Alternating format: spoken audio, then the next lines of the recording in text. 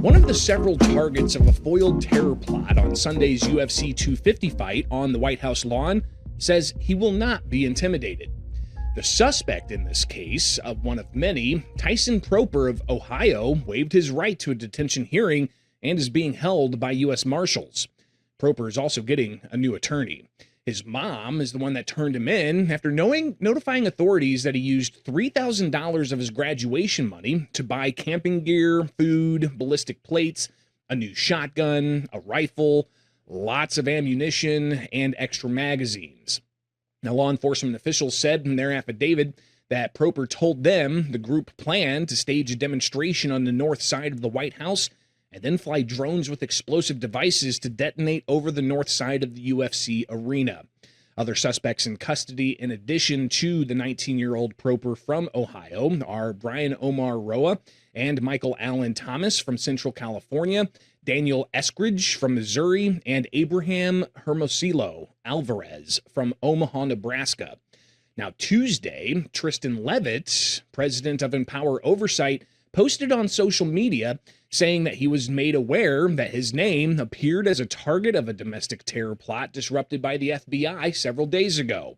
He went on to say, "I'm not intimidated and I will not be silenced in standing up for the people of West Virginia or our allies, including Israel." He says that he's spent his career standing up for people willing to tell hard truths about their governments and will never apologize or back down from doing the right thing as a lawmaker. He shared a portion of the federal complaint that was filed in U.S. v. Alvarez, filed in the District of Nebraska, and released by the Justice Department. And the names of those who were also targets included U.S. Senators Marsha Blackburn, Tom Cotton, Shelley Moore Capito, and Jim Justice. U.S. Representatives Carol Miller and Riley Moore were also listed, as was Tristan Levitt. He joins us now. Tristan, thanks for taking time with us. I can't imagine, how this played out. Surely you were enjoying the fight, and then a couple of days later, you get notified. Tell us how you found out about this. So it's interesting. None of the members of West Virginia's delegation, so Senators Justice and Capito, as well as Congresswoman Miller and Congressman Moore, and along with me being the only state level official, none of us were actually at the UFC fight. So we had legislative interim meetings here in West Virginia. I was at a resort called Canaan Valley, a state park. And so I was driving back from that on Tuesday after being there Sunday and Monday. And I got a call on Tuesday from a New York Post reporter just asking for my comment on being included in the unsealed complaint. I had no idea it was in there. And that was my first notification of it. So when you got that notification, what's going through your head? Well, of course, I was reassured that, the fact that they're releasing it, they'd already caught the individuals, that had already been made public. I read a tiny amount of it. I had read a tiny amount of it before the complaint was unsealed. So there wasn't super alarm, but it was very, obviously very odd to see my name included there. It came up in the context on there of individuals who had, expressed support for Israel. So that was, I think, my first thought. That's become a very divisive topic, but something that I think is important for everybody to try and understand better. When I had the chance to actually read the complaint, it was interesting to see the other conspiracies that these plotters were dialed into about, things like Jeffrey Epstein or data centers taking all of the available water. So, I think the biggest takeaway that I had was we have both an information problem in our country, as well as a real problem with people who have policy disagreements wanting to solve those through potential violence. Tristan, talk a little bit more about that if you can. How do we address that properly? Of course, Proper and these other suspects being held accountable, going through the criminal justice system here, but outside of that, how do you propose that? I guess we calm the waters, so to speak. I think it's easier to do at a local level and maybe a state level than it is at a national level. You look back to a book like Bowling Alone or something, right? People used to be members of Kiwanis organizations and bowling leagues and other things. And much of society now is really kind of segmented by those who agree with us, right? So many people tend to get their news just from groups that agree with them. And so it makes it hard when misinformation is passed along, but especially when people aren't associating with others who have different views. So I think just sitting down around the table with people you have disagreements with, and having those hard conversations is important. While I was in Canaan Valley here in West Virginia, one of my fellow lawmakers, J.B. Akers, sat down at a panel on data centers with a lot of people that had been very opposed to having one in their area. And I think they really appreciated him just being willing to come and share why he has supported them, why, what benefits we think can come, but also what information maybe they are not getting. And so I think just having those conversations with people is really critical, because we don't do enough of that today in our society.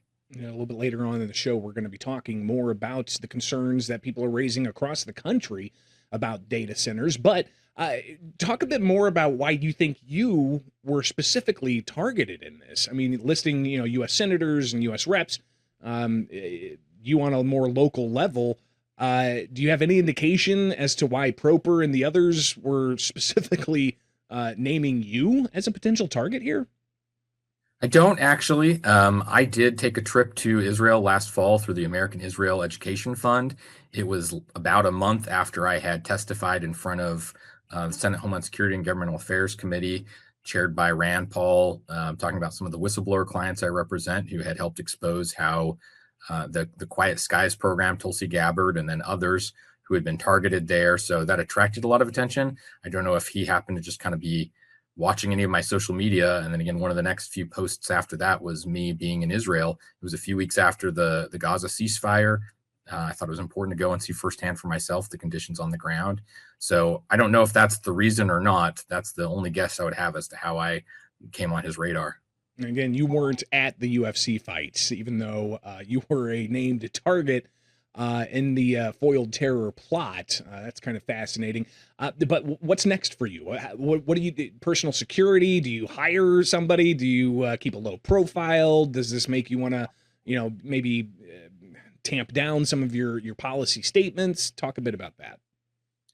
I think it's important. I mean, you see this from time to time when any sort of terroristic threat comes up, right? I think it's important that you don't change course. That's what lets terrorists win, frankly. I'm not unaccustomed to controversy. Just, a couple of years ago, I was helping the IRS agents on the Hunter Biden case to come forward. There were there were some threats that came our way then during that time. And again, I just think there's not a lot one can do about things like that. So I'm mostly just focused on still doing the work that we need. There are some security measures any homeowner or others might take, but by and large, I think we rely on law enforcement to keep our public safe, and we need to continue to do that. But I think it's important not to change the policy stances or the speaking up or anything else. If you think something is right, I think it's important to stand firm for those things and not be intimidated or cowed.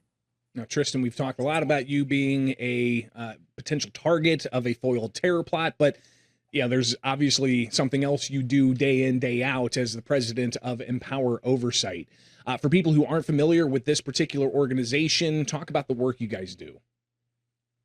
Absolutely. Empower Oversight is a nonprofit, and we provide legal representation to individuals who are within the federal government who want to blow the whistle on waste, fraud, and abuse. So it was started by my colleague who, together with me, we worked for Senator Chuck Grassley on his judiciary staff 15 years ago. So as a new baby lawyer, my first investigation was into ATF's Operation Fast and Furious. And since that time, just going to those, often it's scandals. I helped lead the investigation into Hillary Clinton's email server, but whistleblowers are the key to having the best information. And we found that with the Hunter Biden case. Were it not for Gary Shapley and then Joe Ziegler coming forward, the public would never have known the punches that were pulled and the favorable treatment that was given to Hunter Biden, and what ties there were that they were not allowed to investigate into Joe Biden and the rest of the family. So Empower Oversight just helps to represent people like that in coming forward to Congress and ensuring that they are protected along the way to avoid being retaliated against, which the law prohibits but doesn't stop it in real life from happening. You have to know the law, and you have to have good legal counsel to navigate it. Tristan, I imagine we could spend a substantial amount of time talking about the different types of federal and state policies that may need to change to allow for greater whistleblower protections, but we may have to save that for another day. Greatly appreciate you taking the time with us here for the States.